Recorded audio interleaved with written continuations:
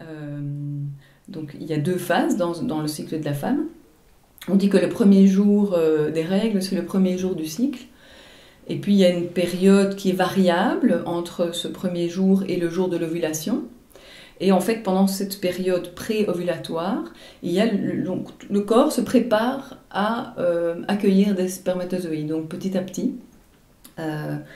Et donc il y a notamment des glaires qui commencent à apparaître au niveau du vagin, mais en fait elles viennent de l'utérus, du col de l'utérus. Ce sont les glaires donc, cervicales.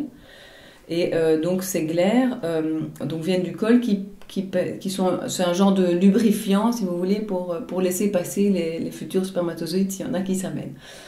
Et donc cette glaire arrive sous l'effet d'hormones qu'on appelle les estrogènes.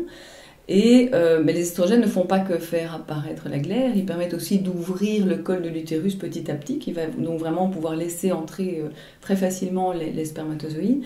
Ils vont aussi souvent modifier la libido. Mais donc, ça c'est la phase des estrogènes préovulatoires. Et donc au moment de l'ovulation, le col de l'utérus est vraiment ouvert, on peut parfois même passer un doigt si on va voir, si on va sentir. Et il y a beaucoup de glaires très lubrifiantes, donc plus de libido en général. Et donc, après l'ovulation, tout d'un coup, pop, le col se referme, et la femme aussi, un petit peu, en quelque sorte, plus ou moins fort.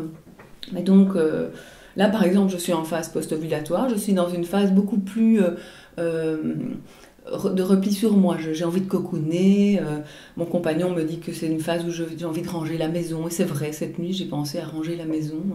Donc c'est en fait c'est un moment où on se prépare à une grossesse. Donc en fait si jamais il y a eu un rapport, il y a peut-être une fécondation, et donc le corps se prépare à accueillir un bébé.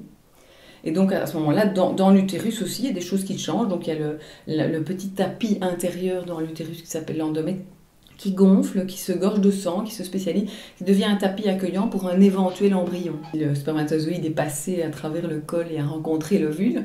Donc s'il y a une fécondation, eh bien, ce petit embryon va pouvoir être accueilli et donc faire son nid dans l'utérus. Et donc si jamais il n'y a pas d'embryon, eh bien, ce petit tapis ne va servir à rien. Et donc quand il n'y a pas de nidation de l'embryon dans l'endomètre, l'endomètre s'en va. Pourquoi? Parce qu'il n'est pas soutenu par l'embryon lui-même, en fait, qui va sécréter. S'il y a un embryon qui vient faire son nid dans l'endomètre, il va commencer à sécréter des hormones qui vont soutenir le fait que l'endomètre reste en place. Donc il va permettre à lui-même de pouvoir rester dans l'endomètre. Mais donc s'il n'y a pas ces hormones-là, l'endomètre s'en va. Et notamment, ces hormones, ce sont les estrogènes et la progestérone. Et donc du coup, s'il n'y a pas de grossesse, eh bien, le tapis superficiel, donc l'endomètre, va partir. Et comme il est gorgé de sang, eh bien, c'est ça qu'on appelle les règles.